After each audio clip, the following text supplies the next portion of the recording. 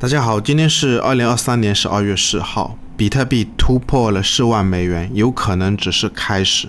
等一下再来聊一聊比特币上涨的空间，估计还有10倍。所以天天在给粉丝朋友们普及理念，多头的利润一定要抱成长线。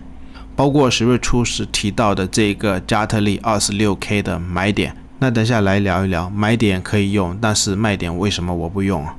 如果你喜欢视频，帮我们点赞、订阅、加小铃铛，或者新粉丝也可以留意我们 Discord 群，上面有我免费分享的交易信号。我们先来看一下比特币的周线哦，早上价格突破4万美金，目前已经来到前面有提到的几个短线的压力位哦。2021年的6月份这个高点，或者是2021年的1月份，这边也是有2个高点支撑跟压力转换的位置，包括2021年的9月份，短期在这个位置，我们先观察一下它在这个位置会不会盘整啊？虽然我的观点，空间上面应该还有至少10倍的空间，但是短线在这个位置也不确定，它是要一次突破这个压力，还是说，如果你要继续做多的朋友，我是不建议啊，在这个位置先停一停，因为毕竟周线涨了5、6、7、8根，但是我的观点，高点后面肯定是要突破这个 48K， 包括这个 69K 也是讲的有一段时间肯定是要突破，因为黄金都已经创出了历史新高。然后我们再来聊一下为什么比特币上涨的空间长线来看至少还有10倍的空间哦。我们首先来看一下，就是这一个 N 型在周线里面 48K 的高点目前是还没有过，所以我个人是觉得48K 突破以后，应该后面可能至少还有10倍的空间，或者是就算你在这个4万附近现货，如果你还想买，我也不反对。但是我的观点，短线你要留意一下盘整，如果你买进去要有耐心，万一是被套的话，不用去怕。因为我们可以看一下，前面有跟大家分享过，现在都知道明年的4月份比特币产量要减半。那在产量减半之前，也是判断了有一段时间肯定会突破 48K 的高点。比如2019年的底部价格是在3000美金，它第一波上涨是直接把这个 N 型的高点给突破。后面我们可以看一下，整理了可能有1年或者是1年多的时间，比特币当时在这个位置重新突破，也就是在产量减半之前重新突破了这个 N 型的高点。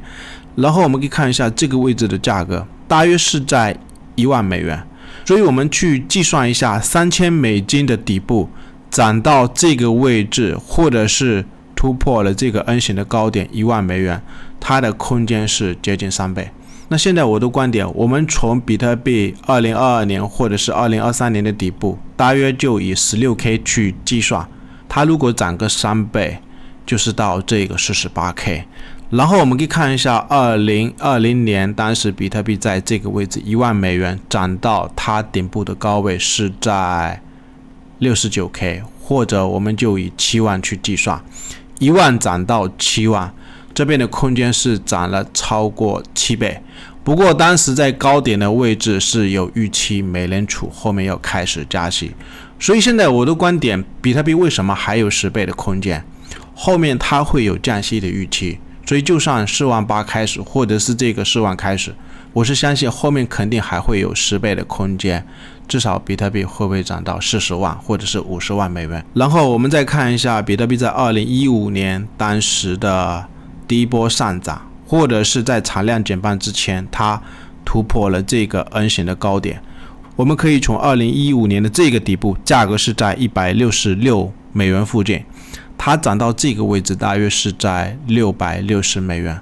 所以涨到这个位置，我们可以看一下它涨了3至4倍啊。所以现在的比特币从 16K 的底部，或者是涨到目前4万美元，我的观点是3倍都还没有到，但是距离3倍的空间 48K 是很接近啊。所以我的观点是，期货短期在这个位置好像不太好再追加了，希望朋友们，不然我的观点是现货我还是不反对。然后我们可以看一下它后面在这个位置大约是在660美金附近，后面涨到顶部2018年初的时候，这个位置顶部价格是在2万美金。然后我想跟大家讲一下为什么空间会这么大啊？相信朋友们或者是有学过波浪理论，或者是有学过 N 型战法的一些朋友应该知道，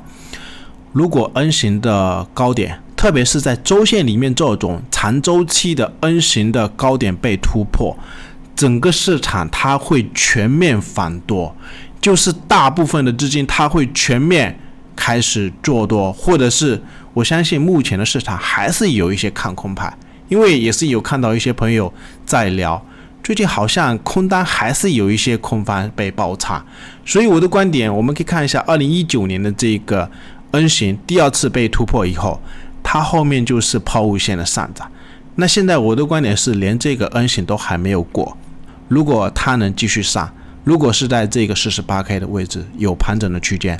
我们要去留意有没有低点的位置，能不能在100倍做多。而且我的观点，市场就是这样子，这么大的一个 N 型 48K 的高点都被突破，后面整个市场相信很多空派都会全面转多，因为看图形啊，这个 N 型的高点如果突破的话，市场就是这样子，或者是后面有那么多利好预期出来的时候，或者是有没有可能降息，到时候我是相信肯定这个位置会不会再涨10倍到40万美元或者是50万美元。然后我们再来看一下比特币在10月份这一个 26K 的位置，给大家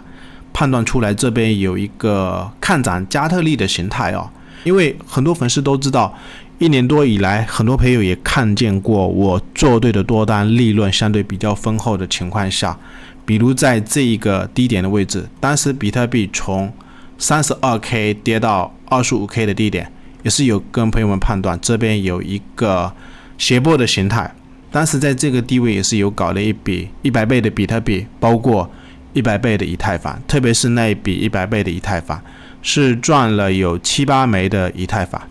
后面是在这个低点被洗掉。然后我想在这边跟大家讲为什么买点的位置我希望朋友们可以去用，但是卖点的位置你不要去用就比如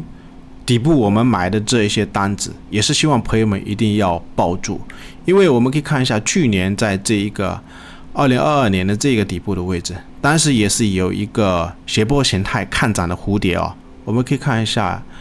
已经1年多了，现在比特币什么时候有再跌破到这个位置，所以这几天也是有跟朋友们在谈一些理念